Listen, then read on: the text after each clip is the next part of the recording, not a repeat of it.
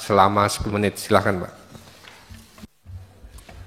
Baik, terima kasih atas waktu yang diberikan kepada saya. Bismillahirrahmanirrahim. Assalamualaikum warahmatullahi wabarakatuh. Salam sejahtera bagi kita sekalian. Salam. Om Swastiastu. Namo Buddhaya. Salam kebajikan. Perkenankan saya memperkenalkan diri. Nama saya Joko Purwanto. Istri 1, anak 3. Alhamdulillah. Jadi saya akan mencoba menggunakan waktu 10 menit yang diberikan. Pokok-pokok pikiran sesuai dengan kemarin arahannya adalah apa yang disajikan dalam makalah. Jadi judulnya adalah Strategi Implementasi KPK dalam Perbaikan Tata Kelola Modernisasi Infrastruktur serta Sistem Pemerintah untuk menciptakan pemerintahan yang bersih dan kredibel. Tentunya berkaitan dengan apa yang ditulis kemarin dan menjadikan pokok-pokok ke depan saya, jika diberikan amanah dari Allah Subhanahu wa Ta'ala melalui Komisi 3 DPR RI, pertama adalah kenapa tulisan itu akan disampaikan. Itu pertama tentunya dasarnya adalah visi misi astacita dari Presiden Republik Indonesia. Kemudian rencana strategis yang saya sampaikan itu berkaitan dengan konsep apa yang disebut dalam tugas KPK di pasal 6 Undang-Undang 19 2019. Yang pertama tentunya adalah berkaitan dengan memperkuat pencegahan tindak pidana korupsi, karena disebutkan di situ yang pertama adalah tindakan pencegahan untuk tidak terjadi tindak pidana korupsi. Itu berkaitan dengan optimalisasi deteksi dini terhadap potensi kerugian ke negara, kemudian ada pemanfaatan IT dalam penanganan tindak pidana korupsi, kemudian nomor 2-nya adalah mewujudkan budaya anti korupsi pada lingkungan desa, sekolah, perguruan tinggi, dan komunitas. Ketiga adalah menjalin kemitraan dengan masyarakat sipil, media sebagai wujud transparansi dan akuntabilitas. Keempat, kerjasama dalam bentuk koordinasi, komunikasi, dan kolaborasi dengan stakeholder terkait. Kemudian, yang kelima adalah pemberantasan tindak pidana korupsi yang berintegritas, profesional, dan proporsional. Keenam, meningkatkan akuntabilitas, profesionalitas, integritas, dan kapasitas pegawai Komisi Pemberantasan Korupsi dalam pelaksanaan tugas dan wewenang. Jadi poin-poin itu yang kami masukkan berkaitan dengan yang disampaikan dalam rencana strategi. Karena menurut saya bahwa rencana strategi tidak boleh menghilangkan dari tugas yang sudah ditulis dalam pasal 6 di Undang-Undang 19 tahun 2019. Di mana yang pertama adalah tindakan pencegahan untuk tidak terjadi tindak pidana korupsi. Kemudian yang kedua adalah koordinasi terhadap instansi yang berwenang dalam pemberantasan tindak pidana korupsi dan pelayanan publik. Yang ketiga adalah monitoring pelaksanaan pemerintah negara. Yang keempat adalah bagaimana mensupervisi instansi yang berwenang melakukan pemberantasan tindak pidana korupsi. Yang kelima adalah pelaksanaan dari penyelidikan, penyidikan, dan penuntutan. Itu yang dimaksudkan dalam pasal 6. Yang terakhir adalah melakukan eksekusi dari hasil putusan yang sudah mempunyai keputusan yang tetap. Demikian pimpinan komunikasi Bapak Ibu sekalian yang perlu saya sampaikan di awal. Terima kasih. Terima kasih. Pimpinan dan anggota Komisi 3 telah mendengarkan penyampaian pokok-pokok makalah yang telah dipaparkan oleh calon pimpinan KPK. Untuk selanjutnya kami persilahkan teman-teman anggota Komisi 3 untuk melakukan pendalaman paling lama 6 menit. Kita mulai dari fraksi PD Perjuangan. Silakan. Siap. Assalamualaikum warahmatullahi wabarakatuh. Yang terhormat pimpinan Komisi 3, anggota Komisi 3, dan calon Pak Joko Purwanto. Judul yang di makalahnya adalah perbaikan tata kelola dan modernisasi infrastruktur serta sistem pemerintahan sebagai strategi menciptakan pemerintahan yang bersih dan kredibel. Ini sebetulnya kalau saya lihat ini lebih condong kepada pencegahan. Nah, kita tahu bahwa perbaikan dan tata kelola dan modernisasi infrastruktur itu kan melibatkan kementerian lembaga dan pemerintah daerah tingkat 1 dan tingkat 2. Bagaimana langkah-langkah strategi Pak Joko Purwanto untuk memodernisasi mereka? Apalagi pemerintah daerah itu kan juga masih ada daerah yang black spot. Artinya internetnya belum jalan. Daerah-daerah, dan itu terjadi banyak korupsi di situ. Bagaimana langkah-langkah strategis Pak Joko Purwanto sehingga untuk membuat data menggunakan IT seperti ada yang penjelasan pada nomor halaman 3 itu, pemanfaatan IT dalam penanganan tipikor berbasis digital. Ini yang perlu mungkin bagaimana menyikapi hal-hal daerah-daerah yang belum ada internetnya juga. Terima kasih. Assalamualaikum warahmatullahi wabarakatuh. Lanjut, fraksi Partai Golkar. Silahkan Pak Rikuwanto. Terima kasih Pak Ketua. Perkenalkan Pak Joko, nama saya Rikuwanto dari Dapil 2 Kalimantan Selatan. Ini bercanda gitu. Ini Pak Joko junior saya, 1 tahun di bawah saya. Jadi pernah bersama bertugas, pernah juga bersama sekolah ya. Masih kenal Pak Joko ya? Oh siap. Dalam kesempatan ini, saya sebenarnya dari kemarin ya, mengharapkan ada pemikiran besar dalam menanggulangi masalah korupsi ini. Karena KPK itu besar, kekuasaannya, kewenangannya itu besar, anggarannya juga besar. Tapi setelah 20 tahun, ya gitu-gitu aja. OTT nangkep, tikusnya ada terus dan makin banyak. Ada apa di sini? Nah, pemikiran besar tuh maksudnya adalah penyelesaian komprehensif dalam penanggulangan masalah-masalah korupsi ini.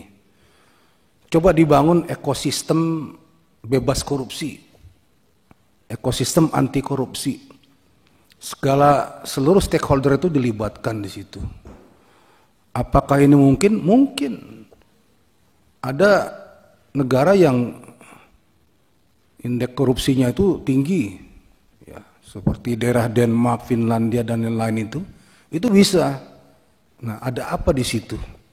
Di Indonesia rendah, sekitar 34-35. Nah, ekosistem ini perlu dibangun. Saya tertarik melihat judul makalah Pak Joko ini yang sifatnya komprehensif ya, menyeluruh, stakeholdernya dilibatkan semuanya. Ini pekerjaan yang tidak mudah memang. Tapi kalau kita mengacu kepada senior kita terdahulu itu Pak Ignatius Jonan ya, bagaimana dia bisa merubah kereta api Indonesia itu dari yang begitu buruk sampai menjadi indah sekarang itu, dan bisa, nggak mustahil. Itu pemikiran besar. Dia lakukan bertahap dari mulai pembutuhan toilet kereta api, toilet stasiun, sampai pelan-pelan orang yang masuk nggak bayar itu jadi nggak bisa masuk, sampai etiket dan lain-lain. Dan bisa. Jadi dari kemarin saya berharap ada transformer yang di KPK ini bisa membuat transformasi masalah korupsi di Indonesia ini. Nah ini saya berharap pada Pak Joko ini dari makalahnya ini cukup melibatkan banyak pihak ya. Kalau masalah action penangkapan OTT itu akan terjadi terus. Tinggal berapa banyak yang ditampilkan oleh KPK. Tapi secara komprehensif membangun ekosistem bebas korupsi, anti korupsi itu penting. Ya.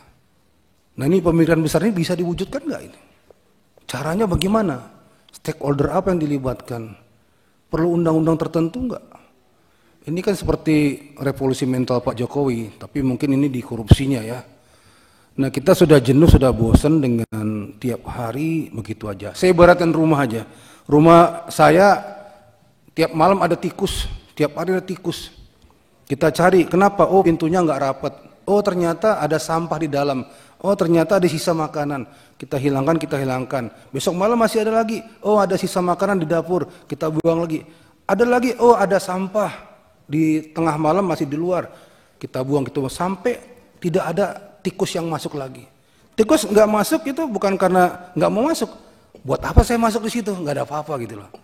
Nah, terus tikusnya ke tetangga sebelah dia makan di dalam rumah itu.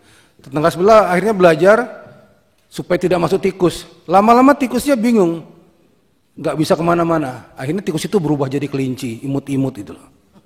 Nah itu yang kita harapkan. Jadi kalau cuma tangkap-tangkapan aja, uber-uberan, ini sampai kapan gitu loh. Rumahnya kita tidak bersihkan, kita tidak rapikan, ekosistemnya tidak kita buat, sehingga akhirnya korupsi tetap ada dan kita saling buru-memburu saja di situ. Nah Pak Joko mudah-mudahan bisa secara singkat ya, menjelaskan ekosistem bebas korupsi itu seperti apa sih yang kita impikan. Ya mudah-mudahan lahir kembali Pak Jonan the next di KPK ini. Itu saja Pak Joko, kita berharap penuh. Terima kasih. Lanjut Partai Gerindra. Izin pimpinan dan rekan-rekan Komisi 3 yang kami hormati, Bapak calon pimpinan Bapak Joko. Dari kami singkat saja. Saya tertarik dengan visi 3 dan 6 ini yang tentang akuntabilitas dan transparansi yang digambarkan oleh Pak Joko, bagaimana bermitra dengan masyarakat, bermitra dengan media, dan bagaimana mengubah profesionalisme dari pegawai KPK. Nah, tapi kan dalam hal membentuk transparansi dan akuntabilitas ini ada tantangan, Pak. Kira-kira dalam pandangan Bapak, tantangan yang paling berat ini apa? Dan solusinya dari Bapak untuk menangani tantangan-tantangan tersebut bagaimana? Itu yang pertama.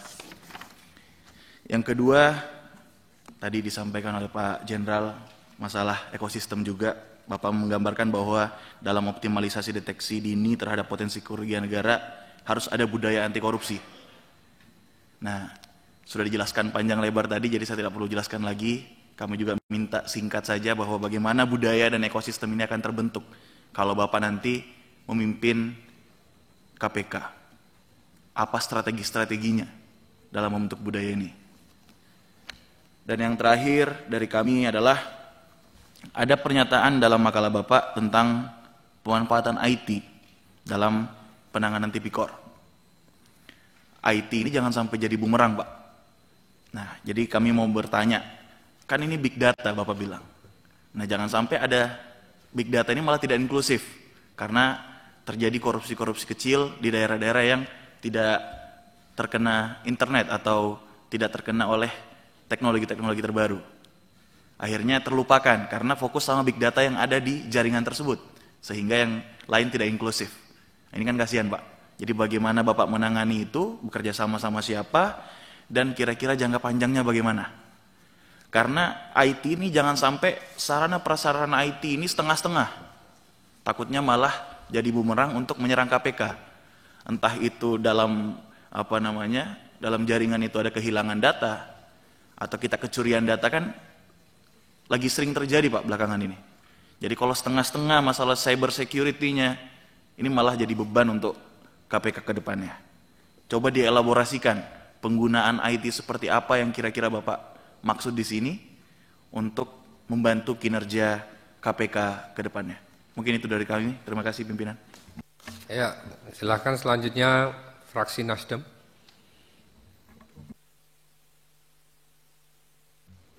Terima kasih, izin Ketua. Selamat sore Pak Joko. Kalau saya singkat saja Pak, apakah menurut Bapak dengan kondisi KPK sekarang, apakah kewenangan yang KPK lakukan, apakah menurut Bapak itu sudah efektif dengan kondisi sekarang ini dan bagaimana KPK di mata masyarakat sekarang ini, apakah ada cara cukup efektif yang nantinya Bapak akan kembangkan untuk menangani kasus-kasus pidana korupsi yang akan datang? Terus apabila menurut Bapak sekarang sistem itu masih banyak kekurangan atau ada kekurangan gitu kan, solusi apa untuk kekurangan-kekurangannya? Dan satu lagi Pak, ini pertanyaan yang cukup saya ingin tanyakan, apabila nanti di bawah kepemimpinan Bapak ada anggota KPK sendiri ya, penyidik KPK sendiri yang bekerja dengan Bapak gitu ya, bekerja sama dengan Bapak, ada di tim Bapak, dan mereka sendiri yang ternyata tersangkut kasus korupsi. Itu Bapak apakah akan kembalikan ke satuan atau Bapak proses sendiri atau Bapak kolaborasi atau bagaimana nanti ke depannya untuk lebih jelasnya ada hukuman ya, atau hukuman-hukuman yang akan dikenakan oleh para penegak para penyidik KPK sendiri apabila mereka tertangkap tangan atau mereka ketahuan terlibat korupsi ya Pak. Jadi itu saja pertanyaan dari saya. Terima kasih banyak. Assalamualaikum warahmatullahi wabarakatuh. Terima kasih Bu Lola ya. Berikutnya fraksi PKB. Ya, terima kasih pimpinan yang saya hormati dan para anggota. Tak lupa yang saya hormati Pak calon pimpinan KPK Pak Joko Purwanto. Ini langsung saja Pak. Saya baca di makalah Bapak. Di satu sisi struktur birokrasi pemerintah kita di Indonesia yang masih rumit, banyaknya wewenang yang dimiliki oleh pejabat publik kita menjadi peluang besar terjadinya tindakan korupsi. Maka diperlukan perbaikan tata kelola pemerintah, modernisasi infrastruktur menuju pemerintah yang bersih dan kredibel. Itu diuraian Bapak. Di sisi lain, faktor-faktor yang menyebabkan korupsi tumbuh adalah lemahnya penegakan hukum dan kurangnya sanksi yang tegas bagi pelaku korupsi. Sistem politik yang memerlukan dana besar yang menyebabkan pejabat publik terlibat praktek korupsi untuk mengembalikan modal investasi mereka. Apa taktik saudara menghadapi kondisi ini agar upaya pencegahan korupsi bisa maksimal di era kepemimpinan saudara nanti jika Pak Joko terpilih menjadi pimpinan KPK. Terima kasih Pak. Baik, berikutnya fraksi PKS. Terima kasih pimpinan dan teman-teman Komisi 3. Juga kepada calon Bapak Joko Purwanto. Dalam riwayat hidup Anda pernah 2 tahun sebagai Dirtipkor Bareskrim. Oleh karena itu harapan kita sangat besar untuk dapat memperbaiki KPK apabila terpilih. Saya tidak akan panjang lebar. Saya sangat sependapat dengan Anda bahwa rencana strategis 1, memperkuat pencegahan tindak pidana korupsi. Ya berarti pencegahan ya. Nah, ini sebenarnya sudah berapa kali saya pertanyakan, tapi saya masih belum mendapatkan suatu jawaban yang memuaskan. Terima kasih pimpinan. Assalamualaikum warahmatullahi wabarakatuh. Saya senang Pak Joko membaca slide-nya, karena di dalamnya Pak Joko memasukkan pendidikan sebagai salah satu strategi dalam rangka pemberantasan korupsi, selain koordinasi dan penindakan. Baru-baru ini Bapak Presiden telah mencanangkan akan melakukan swasembada terkait energi, pangan, air, dan sebagainya, dan akan memberikan makan gratis kepada anak-anak. Untuk mewujudkan semua itu pasti rencananya akan digunakan APBN. Dan semua program pemerintah itu rawan ada kecurangan, ada penyimpangan, ada korupsi di sana. Kita semua wajib mendukung apa yang dicanangkan oleh Bapak Presiden agar dapat diwujudkan untuk mencapai Indonesia yang maju, adil, dan makmur. Nah, kalau Bapak nanti terpilih menjadi pimpinan KPK, saya ingin mendengar jika dikaitkan dengan koordinasi yang Bapak sampaikan di paparan, kira-kira langkah strategis apa yang Bapak sudah siapkan agar program yang dicanangkan oleh pemerintah itu dapat dilakukan dan tidak terjadi korupsi di sana, agar cita-cita kita bangsa Indonesia bisa dicapai. Demikian Pak. Terima kasih. Assalamualaikum warahmatullahi wabarakatuh. Baik, berikutnya Partai Demokrat, silahkan Pak Ferdi. Silahkan Pak. Bismillahirrahmanirrahim. Terima kasih pimpinan. Assalamualaikum warahmatullahi wabarakatuh. Bapak Joko Purwanto, Irjen Pak ya. Judul makalah Perbaikan Tata Kelola dan Modernisasi Infrastruktur serta sistem pemerintahan sebagai strategi menciptakan pemerintahan yang bersih dan kredibel. Yang bersih ini saya garis bawahi Pak di makalah. Seperti yang kita kenal sebenarnya bahwa KPK usianya sudah 4 periode, berarti kurang lebih 20 tahun Pak ya. Sehingga kalau ibaratnya ini manusia, tingkatannya sudah masuk di level yang sudah dewasa. Dari anak-anak 1-2 tahun, 2 periode, 4 periode itu dia sudah masuk taraf dewasa dan sudah matang lah. Akan tetapi kita lihat perkembangan justru malah kepercayaan publik terhadap KPK itu semakin menurun. Nah, kira-kira apa menurut Bapak, apa yang memang yang menjadi tantangan terbesar bagi KPK dalam mengimplementasikan good governance yang khususnya dalam pemberantasan korupsi ini? Nah, itu makanya saya garis bawahi tadi Pak, ini sesuai dengan makalah yang Bapak aturkan. Nah, pertanyaan saya yang kedua adalah terobosan apa Bapak bersedia menjadi calon pimpinan KPK, berarti sudah punya persiapan-persiapan apa yang harus Bapak lakukan nantinya. Nah, apa terobosan yang Bapak persiapkan dalam hal pemberantasan tindak pidana korupsi tersebut nantinya? Nah, ini yang terakhir yang selalu saya tanyakan Pak, di beberapa calon juga kemarin, yaitu bagaimana sikap Bapak dalam menghadapi ketika Bapak diberikan tanggung jawab sebagai pimpinan KPK menghadapi tekanan politik. Bagaimana independensi Bapak ketika tekanan politik, tekanan kekuasaan itu yang Bapak alami. Kira-kira bagaimana sikap Bapak? Mungkin itu aja yang saya bisa sampaikan. Terima kasih pimpinan.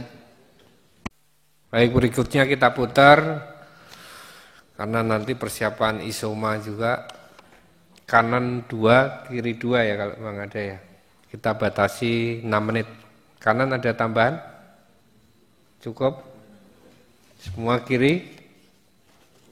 Oh, silakan, Bu. Terima kasih, pimpinan. Assalamualaikum warahmatullahi wabarakatuh. Yang terhormat, pimpinan serta rekan Komisi 3. Yang saya hormati, Bapak Joko Purwanto. Saya langsung saja kepada pertanyaan. Di sini ada 2 pertanyaan yang ingin saya sampaikan. Yang pertama, seperti yang sudah kita ketahui bersama, di dalam organisasi Polri saat ini baru saja dibentuk Kortas Tipikor atau Korps Pemberantasan Tindak Pidana Korupsi Polri. Artinya, ke depan Polri akan lebih konsen dan akan meningkatkan kinerjanya untuk pemberantasan tindak korupsi. Selain itu, Kejaksaan juga melalui Jampitsus juga memiliki kewenangan yang sama dalam pemberantasan tindak korupsi. Yang ingin saya tanyakan, bagaimana Bapak calon pimpinan atau calon komisioner KPK, strategi Bapak dalam mengharmonisasikan dan mensinergikan kegiatan dan untuk pencegahan dan pemberantasan tindak pidana korupsi kedua institusi tersebut. Kemudian yang kedua, saya juga ingin mendapatkan penjelasan bagaimana strategi Bapak dalam upaya meningkatkan profesionalisme dan mensinergikan SDM di lingkungan KPK. Mengingat SDM di KPK sendiri terdiri dari Polri, kemudian ada juga bersumber dari SDM bersumber dari Kejaksaan dan dari pegawai KPK itu sendiri. Terima kasih. Wassalamualaikum warahmatullahi wabarakatuh. Sudah selesai ya. Silakan Pak. Boleh dikit. Oh, Pak Nasir Jamil, silakan terakhir. Ya, terima kasih Ketua. Saudara calon yang saya hormati, mungkin mengingat waktu yang sangat terbatas, saya ingin menanyakan beberapa pertanyaan.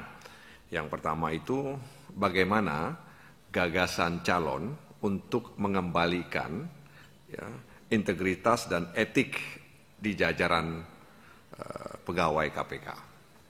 Sebab banyak orang menilai integritas itu seperti harga mati di tubuh KPK. Bukan berarti lembaga lain tidak membutuhkan integritas. Tapi karena KPK ini adalah amanat reformasi, sehingga kemudian orang berharap agar KPK memiliki integritas yang tinggi. Bahkan beberapa waktu lalu banyak orang menilai bahwa kita membutuhkan manusia setengah dewa di KPK. Itu begitulah ekspektasi masyarakat terhadap Komisi Pemberantasan Korupsi. Nah, karena itu bagaimana sebenarnya gagasan calon untuk mengembalikan itu semuanya. Yang kedua, bagaimana gagasan calon untuk memperkuat manajemen birokrasi, terutama organisasi dan sumber daya, anggaran, serta sistem manajemen data di KPK. Manajemen data di KPK. Jadi memperkuat manajemen organisasi dan sumber daya manusia, anggaran, serta sistem manajemen data. Sehingga data itu tidak bocor, data itu aman, dan data itu tidak dimanfaatkan untuk kepentingan di luar penegakan hukum. Jadi ke depan memang komisioner KPK yang akan datang itu dalam pandangan banyak orang punya tugas untuk bersinergi dan berkolaborasi dengan institusi penegak hukum lainnya, tetap saja merujuk kepada kesetaraan kewenangan dan menghargai prinsip hak asasi manusia, sehingga kemudian bisa berdaya guna dan berhasil guna dalam upaya pencegahan dan penindakan tindak pidana korupsi. Demikian, terima kasih Ketua. Cukup? Oke, selanjutnya Pak Joko untuk menjawab. Sedikit lagi, Pimpinan. Bisa tambahkan? Sebentar aja, Pimpinan. 5 menit. Silakan Pak Sering. 2-3 menit. Ya, 3 menit. Terima kasih. Pak Joko Purwanto, kalau dari sisi integritas, kejujuran, dan dari sisi kapabilitas, saya tidak meragukan. Artinya selama ini saya kenal, ketika misalnya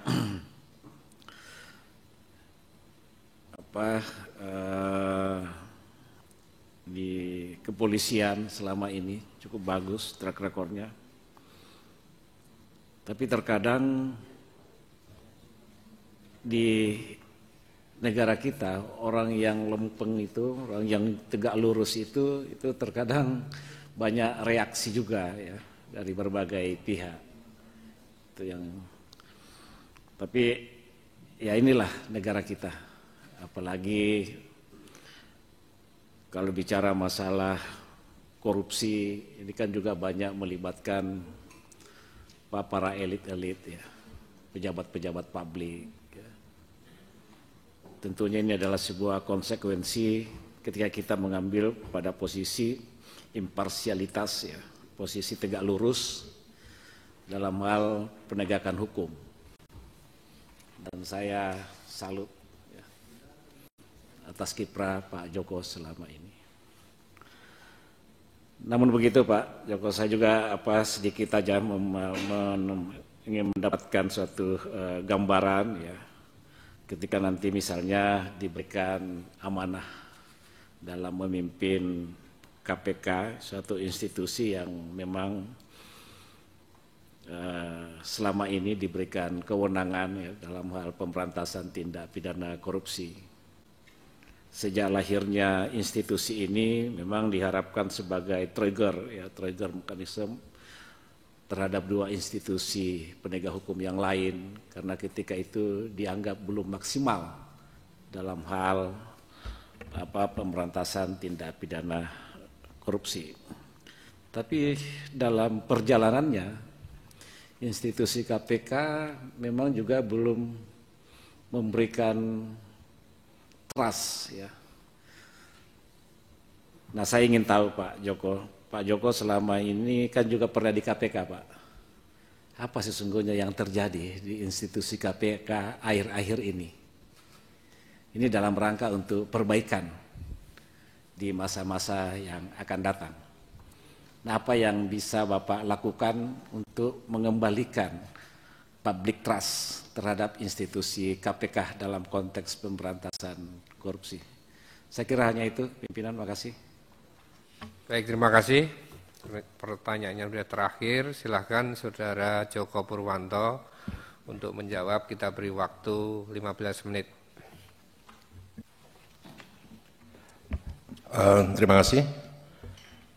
Ada 11 pertanyaan. Saya akan mencoba mengawalinya dengan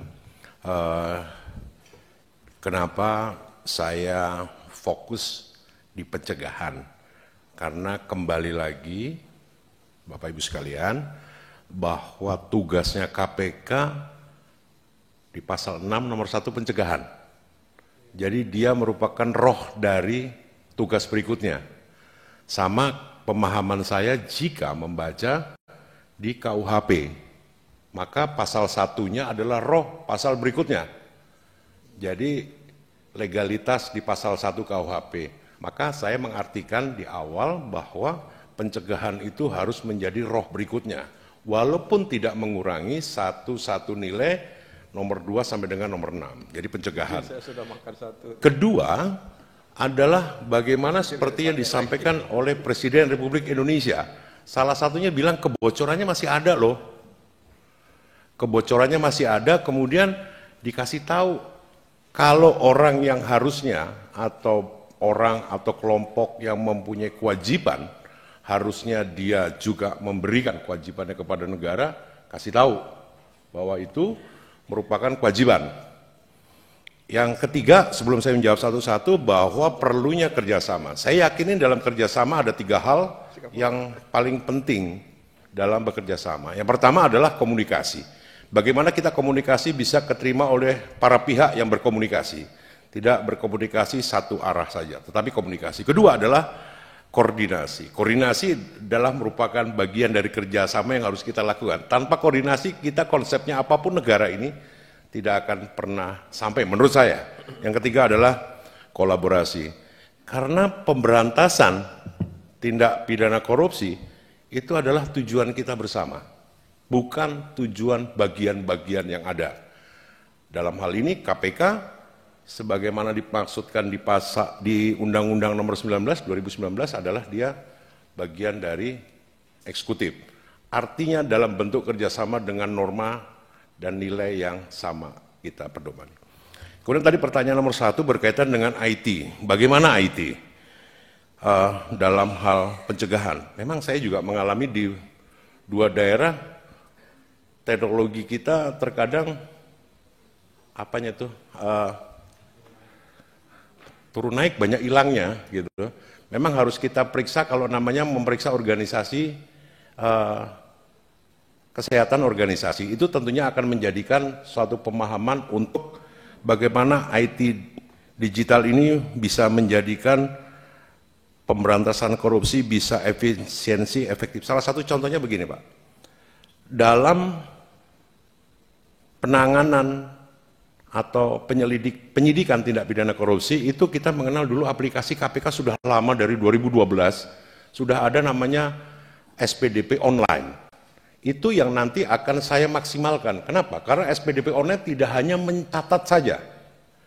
Tidak hanya mencatat saja bagaimana institusi kepolisian dan kejaksaan itu melakukan penyidikan. Tetapi ruangnya akan diperbesar itu menjadikan efektif, efisien. Kenapa? Di situ bisa tahu nih, perkembangan penyidikan udah sampai mana. Dan itu juga bisa mengefisiensikan anggaran. Artinya IT digital yang tadi tentunya saya akan memeriksa organisasi kesehatan berkaitan dengan digital. Karena satu sisi digital itu membantu cara bekerja lebih efisien, tapi satu sisi bagi yang blind spotnya panjang atau ini juga menjadikan suatu hambatan bagi kita Bapak. Tapi kita akan periksa kesehatan organisasi kita berkaitan dengan IT. Kemudian Pak Rikwanto dari Golkar, pemikiran besar. Saya akan, bismillah apabila itu ada amanah di saya akan membesarkan fungsi tentunya dari yang pertama saya bilang adalah meriksa organisasi kesehatan. Bagaimana ekosistem itu berjalan.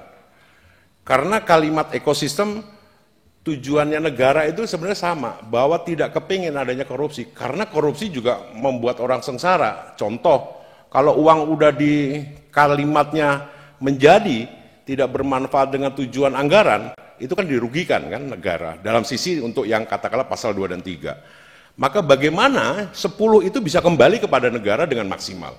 Itu perlu ekosistem. Ekosistemnya banyak. Pertama, semua stakeholder yang berkaitan dengan pencegahan. Pencegahan apa? Karena kita bilang cegah-cegah, kita pernah diajarin nggak dulu SD, SMP, SMA, dilarang, perbuatannya dilarang. Dianjurkan, perbuatannya dianjurkan. Jadi kalau basically seperti itu sudah ada, itu nanti akan menjadi komunitas yang sadar bahwa tidak boleh loh melakukan yang namanya sesuatu dilarang oleh undang-undang atau hukum positif yang ada di Indonesia. Jadi ekosistem kembali lagi Bapak Ibu sekalian, apabila saya diberikan kesempatan akan memeriksa kesehatan organisasi sehingga nanti prioritasnya di mana? Karena yang pasti programnya negara, pemerintahan itu juga menjadi program kita bersama, apalagi untuk masalah pencegahan. Karena Bapak Ibu sekalian kita kan ada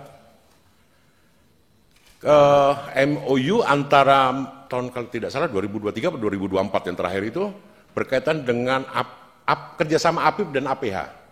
Laporan dari pemerintah daerah, itu yang Menteri Dalam Negeri, Kapolri dan Kejaksaan Agung itu bisa kita lakukan dalam bentuk yang paling mudah, simpel untuk dilakukan. Karena biasanya ketentuan MOU harus diteruskan kepada aturan teknis di bawahnya dalam bentuk perjanjian kerjasama.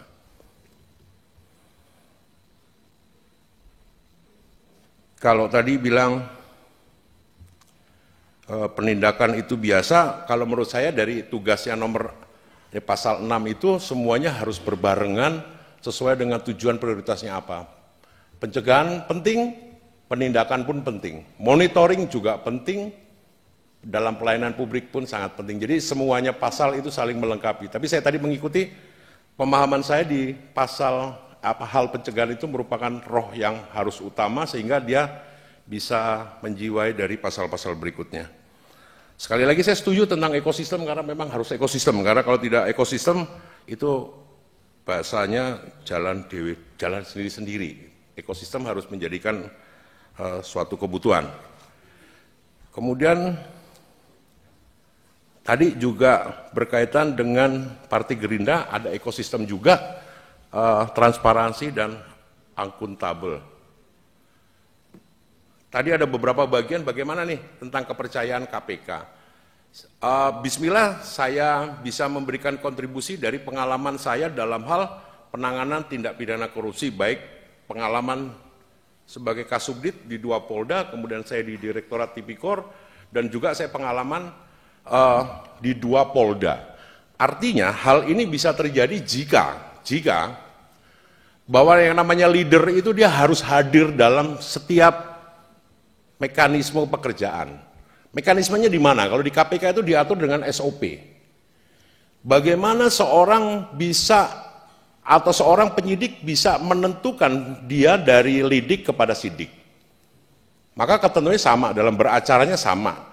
Dalam penyelidikan bagaimana seorang penyidik di KPK atau peningkatan kompetensi dari penyelidik dan penyidik itu dia bisa paham tentang apa sih rangkaian dari tindakan penyelidikan, peristiwanya, apakah peristiwa pidana, naik penyidikan atau tidak, seperti itu. Artinya pengalaman leader dia harus hadir dalam semua proses, dalam artian hadir dimonitor dengan jelas. Artinya kalau seorang penyelidik naik penyidikan ya harus bisa dipertanggungjawabkan. Kecukupan alat buktinya seperti apa, begitu juga hal yang lainnya. Kemudian yang akan saya terapkan adalah punishment reward. Punishment reward itu kalau yang dia melakukan ketentuan ditabrak, baik etika ataupun pidana, ya tindak. Kalau reward, ya dia harus juga punya bahwa dia take home pay-nya sudah dihitung, walaupun sekarang berbeda mungkin dari zaman yang dulu, tetapi harus jadi contoh. Kemudian tadi IT juga big data, memang terhadap big data itu kan bukan banyak kemampuan servernya, tetapi bagaimana dia bisa cross informasi dan security, itu juga menjadikan pedoman kita dalam hal untuk secure itu penting. Karena Bapak Ibu sekalian, di KPK itu ada, kalau sudah penanganan kasus, dia sudah inkrah, mentok, itu ada dictionary-nya, jadi orang bisa belajar dari situ juga. Itu juga security IT juga sangat penting, karena IT sehebat apapun kalau secure-nya itu bisa menjadikan hal yang baru yang menjadikan tantangan yang negatif justru. Kemudian dari Partai Nasdem, kewenangan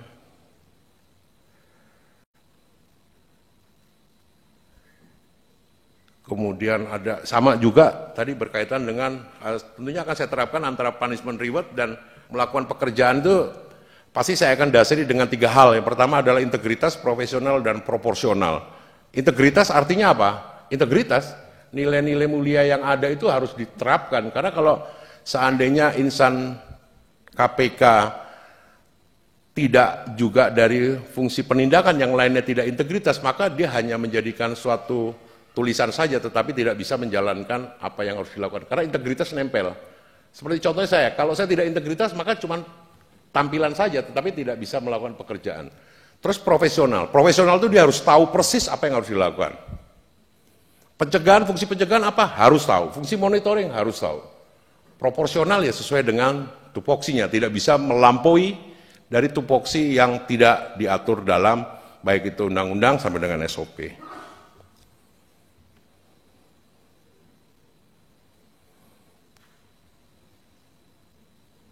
Kemudian tadi dari PKB, perbaikan tata kelola. Tentunya sistem yang ada tidak pernah sistem tidak baik. Sistem harus baik dan kita harus sama-sama memahami itu dengan baik dan benar. Maksud saya bahwa KPK merupakan bagian dari negara ini, dari pemerintahan ini untuk melakukan pemberantasan tindak pidana korupsi dari semua 6 tugas tadi itu harus bersama-sama. Jadi ada anggaran, kalau disampaikan oleh Presiden anggarannya ada, bagaimana menggunakan anggaran itu sesuai dengan... Pak Joko izin Pak Joko, kalau dalam ruangan ini tidak ada yang menanya lalu kemudian tidak ada di tempat, dilewati aja Pak. Dilewatin aja Pak. Oke.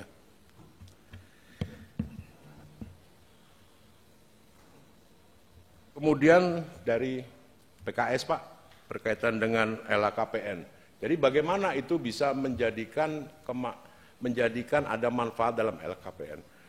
Sebenarnya kalau menurut saya tujuan dari penanganan atau pemberantasan tindak pidana korupsi sesuai dengan Undang-Undang Tindak Pidana Korupsi apa sih?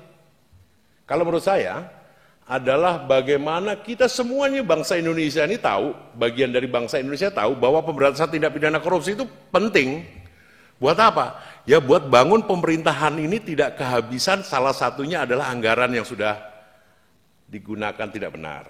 Nah kemudian LHKPN ini kami juga, terima kasih tadi masukannya Bapak, kami juga akan memeriksa kesehatan organisasi bagaimana untuk menciptakan orang itu jera melakukan tindak pidana dan tidak akan melakukan. Dalam artian jera itu tentunya sesuai dengan apa yang dia lakukan. Katakanlah kalau dalam penyidikan dia sudah dikenakan dengan ketentuan yang minimal untuk tidak melakukan karena dia punya pengalaman, atau yang belum melakukan dia juga harus sudah punya kejeraan untuk tidak melakukan. Berkaitan dengan LHKPN itu tentunya juga menjadikan kesadaran kita bersama untuk perbaikan sistem mana yang paling tepat dalam kemanfaatan dalam hal penjeraan orang yang melakukan atau yang tidak melakukan. Begitu Bapak. Kemudian PAN. Masalah pendidikan, kemudian APBN. APBN yang baik dan benar menurut saya adalah yang digunakan sesuai dengan pengajuannya dan bisa dipertanggungjawabkan. Tetapi tidak selesai di situ. Kalau penggunaan saja itu baru output, tapi outcome-nya apa? Nah, salah satunya tadi bagaimana untuk swasembada kita lebih berdaulat lah, negara ini punya swasembada pangan, tetapi menjadikan masalah jika anggarannya tidak pas. Maka berkaitan dengan penggunaan anggaran itu, pengalaman saya bahwa kalau setiap APBN setiap tahunnya kan ada undang-undangnya. Dan dilakukan kalau Januari maka dia di bulan November kan sudah ada. Pertanyaannya apakah kita hanya menggunakan hanya output tapi outcome-nya tidak kita perhatikan. Kembali lagi pencegahan bagaimana kita bekerja sama dengan stakeholder yang ada di Indonesia, kementerian yang punya anggaran, satker yang punya anggaran, sehingga itu bisa dimanfaatkan tepat penggunaan dalam pemahaman output dan outcome-nya. Kemudian dari Demokrat, tantangan besar berkaitan dengan kepercayaan publik yang menurun, bagaimana tantangannya, terobosan apa dan sikap jika saya ada tekanan politik. Gitu ya Pak? Bagaimana ketika Bapak jadi pimpinan, itu ada tekanan-tekanan politik. Sikapnya Bapak bagaimana dalam mempengaruhi independensi Bapak sebagai pimpinan KPK? Ya. Baik, terima kasih Pak. Jadi kembali lagi tadi saya bilang pengalaman pada saat saya di wilayah itu juga akan menjadikan bahwa leader itu contoh. Dia harus jadi role model. Tetapi dalam beberapa hal terakhir sehingga kepercayaan publik menurun itu salah satunya kan orang bilang pra peradilan kenapa, kan bukan kalah menang kalau pra peradilan diterima atau tidak gugatan itu. Bagaimana? Saya akan juga memastikan bahwa setiap tindakan yang dilakukan dari semua fungsi yang ada di KPK itu berjalan baik dan benar. Apa baik dan benar? Baiknya itu adalah berintegritas, benarnya itu profesional dan proporsional. Kenapa? Jadi setiap langkah itu harus jelas langkahnya. Contoh, pada saat orang dalam pencegahan, rawan pencegahan, ada bagian pencegahan, dia sudah bisa tahu belum bank datanya, bukan bank data besarnya di mana. Yang tadi saya bilang, SPDP online itu sebenarnya tidak hanya bukan penindakan, tapi dia juga menjadikan salah satu alat untuk menjadikan, bukan alat, metode untuk menjadikan pencegahan. Kenapa? Oh, titik rawannya di Provinsi Kalteng seperti ini, di Provinsi NTB seperti itu. Jadi bisa digunakan secara lebih, space-nya itu lebih lebar. Nah, kalau saya tadi kalimatnya dapat intervensi politik. Intervensi politik atau kekuasaan lah gitu. Kan dari awal kita mengajak bersama bahwa ini adalah tanggung jawab kita bersama.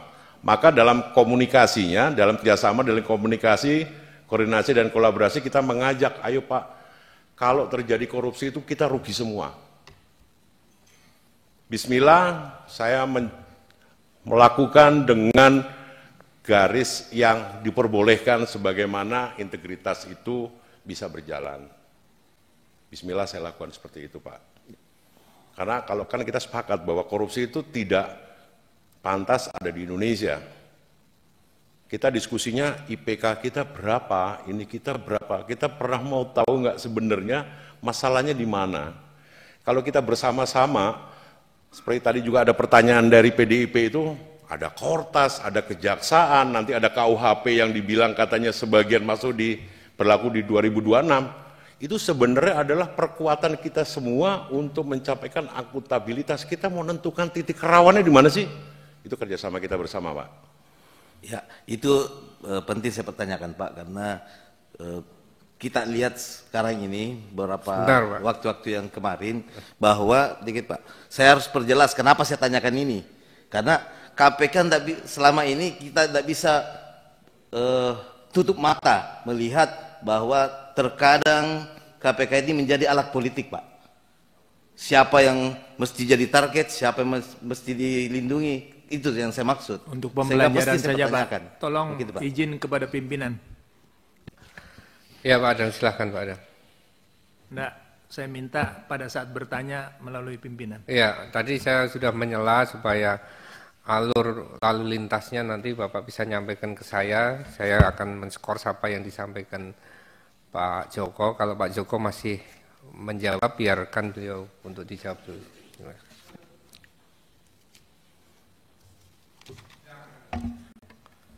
Silahkan Pak Joko. Terima kasih Pak. Berkaitan tadi yang sekaligus yang dari PDIP, berkaitan dengan Kortas, ada Kejaksaan. Kalau orang bilang kenapa negara kita punya 3 institusi, sebenarnya itu harus memperkuat. Jadi bukan hal yang menjadikan hambatan, tapi justru itu merupakan sarana bagaimana kita secara sistematik menentukan apa yang menjadi tugas kita bersama. Contoh, Kortas yang di polisi, sekarang dia menjadi tupoksinya ada 3.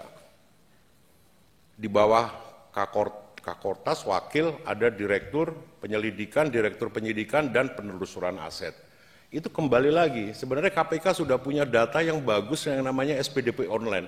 Disitulah letaknya titik rawan dan bagaimana cara penyelesaiannya. Bagaimana tujuan akan dicapai itu tadi. Karena di SPDP online mudah-mudahan masih jalan di KPK itu, kalau saya bisa menggunakan teknologi IT yang secure, kenapa tidak digunakan itu?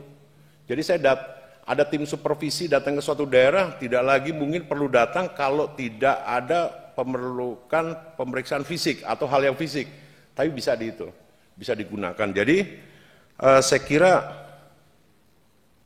tidak merupakan hambatan apapun munculnya Kortas, Tipikor, Kejaksaan, dan KPK. Apalagi juga nanti KUHP yang tahun 2026 Januari akan berlaku, yang sebagian juga masuk situ. Jadi kembali kepada rasa memilih kita bersama.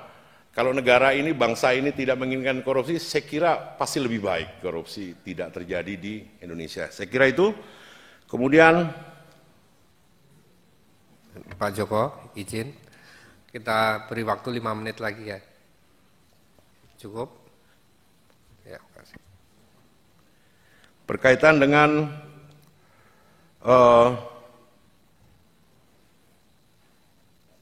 dari PKS berkaitan dengan gagasan mengembalikan etika, integritas, manajemen data. Etika itu paling tinggi, Pak. Etika itu satu tarikan nafas, kalau doa itu saya satu tarikan nafas seperti itu. Maka gimana caranya ya? Satu, pertama role modelnya harus leader. Tetapi tidak hanya situ berhenti, tetapi bagaimana itu menjadi kesepakatan bersama. Intinya kalau tidak boleh dilakukan ya tidak boleh. Kalau harus dilakukan, wajib dilakukan, harus wajib dilakukan. Tetapi kembali lagi kepada role model, harus pimpinan menjadikan role model. Jadi nggak ada rumus lagi pimpinan, saya kan pimpinan, saya kan apa, nggak ada, rumusnya sama. Karena insan KPK. Manajemen data saya kira bagaimana penggunaan sama juga, Pak. Jadi penggunaannya jangan hanya habis anggaran digunakan tetapi outcome-nya tidak terpenuhi. Itu juga akan menjadikan data atau pemeriksaan kesehatan organisasi.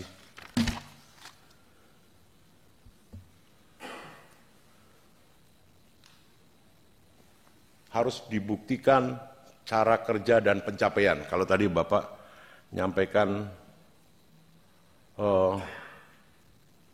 bagaimana KPK belum maksimal dan kepercayaan masyarakat menjadi menurun. Maka tentunya kembali lagi SOP-nya kita akan lihat kalau memang harus diperbaiki, tapi selama pengalaman saya di KPK SOP itu bagus, Pak. Sistem itu bagus. Tidak bisa terlaksana kenapa? Kami akan periksa kesehatan organisasinya dan langkah. Tapi kembali lagi contoh itu menjadikan segalanya dan tidak ada alasan pemaaf siapapun yang ada di situ menjadikan hal yang harusnya dilakukan dia tidak lakukan. Saya kira itu. Terima kasih.